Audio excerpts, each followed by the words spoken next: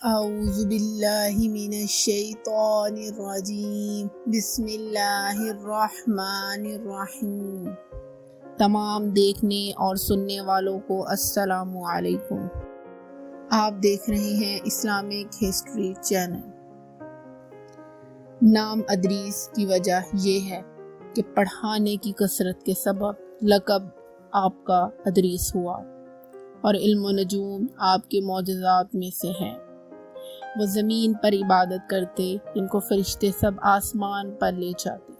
اللہ تعالیٰ نے فرمایا، اور یاد کر کتاب میں ادریس کو کہ وہ تھا سچا نبی۔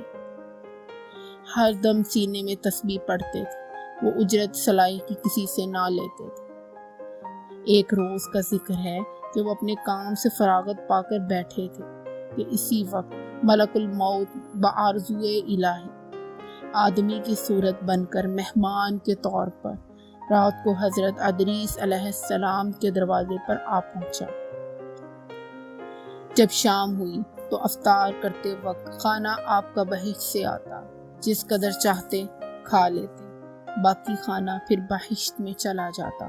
اس دن کا کھانا جب بہشت سے آیا تو حضرت ادریس علیہ السلام نے وہ کھانا اس مسافر کو پیش کر دیا۔ مسافر نے کچھ نہ کھایا اور عبادت میں مصروف رہا۔ حضرت ادریس علیہ السلام نے ان کا یہ حال دیکھ کر بہت حیران ہوئے کہ یہ کون شخص ہے۔ جب روز روشن ہوا اور حضرت ادریس علیہ السلام نے اس سے کہا، اے مسافر تو میرے ساتھ چل، خدا کی قدرت صحرا میں جا کر دیکھو، تب دونوں بزرگ غر سے میدان کی طرف نکل جاتے اور گیہوں کے کھیت میں جا پہنچے۔ حضرت ملک الموت نے کہا، چلو اس کھیت سے چند خوشے کھائیں۔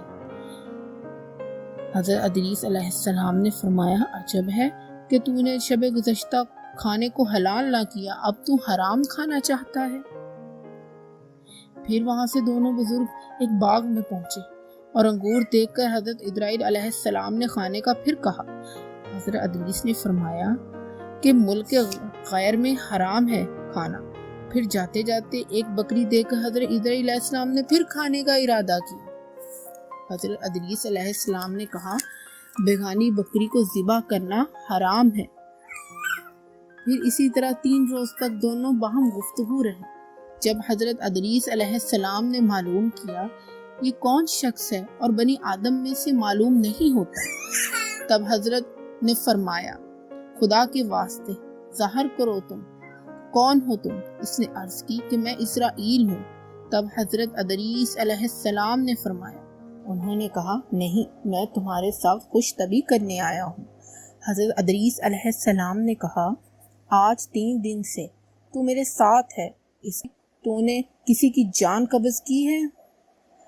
فرشتے نے کہا، کل جان قبض کرنا ہمارے ہاتھ میں ایسا ہے جیسا کہ تمہارے دونوں ہاتھ کے نیچے روٹی رکھی ہوئی ہے، یعنی جس کی اجل آتی ہے اللہ تعالیٰ کے حکم سے میں ہاتھ بڑھا کر اس کی جان قبض کر لیتا ہوں۔ اور بولے، اے حضرت ادریس، میں چاہتا ہوں کہ میں تیرے ساتھ رشتہ برادری کروں۔ حضرت ادریس نے فرمایا کہ میں تیرے ساتھ رشتہ برادری کا تب کروں گا کہ تلخی جاں کی ایک بار گی تو مجھ کو چکھا دے، تاکہ خوف اور عبرت میں مجھے زیادہ ہو، اور پھر میں عبادت اپنے خلق خدا کی زیادہ کروں۔ ملک الموت نے کہا، رضا الہی کسی کی جان قبض نہیں کر سکتا۔ حضرت ادریس علیہ السلام نے خداوند قدوس کی بارگاہ میں عرض کی، حکم ہوا حضرت ادریس علیہ السلام کی روح قبض کر۔ انہوں نے حضرت ادریس علیہ السلام کی جان قبض کر لی، اور پھر ملک الموت نے خدا کی بارگاہ میں دعا مانگی، پھر اللہ تعالیٰ نے ان کو زندہ کیا۔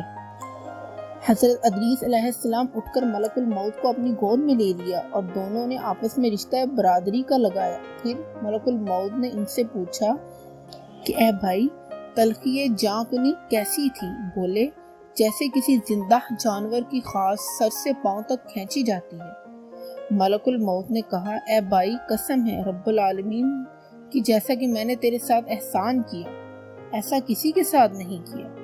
حضرت ادریس علیہ السلام نے فرمایا، اے بھائی، مجھے دوزخ دیکھنے کا شوق ہے، تو مجھ کو اس کے دروازے تک لے چل، تاکہ اس کو دیکھنے سے خوف الہی زیادہ ہو اور پھر عبادت زیادہ کرو۔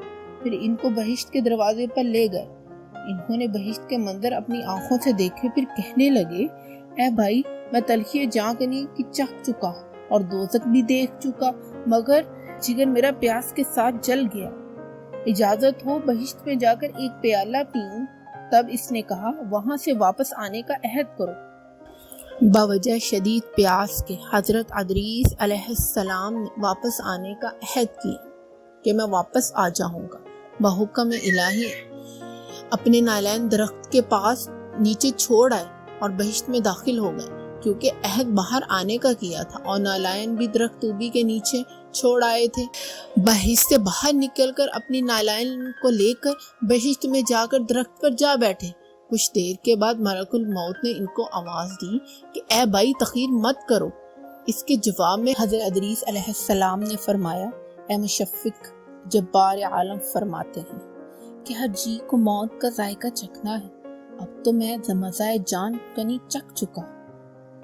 اور حق تعالیٰ فرماتا ہے نہیں کوئی تم سے جو نہ پہنچے گا اس میں، سو دوزخ میں بھی پہنچ چکا ہوں۔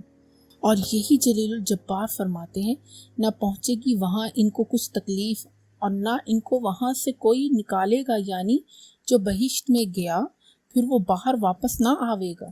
اے بھائی، اب ہرگز باہر نہیں آنے کا۔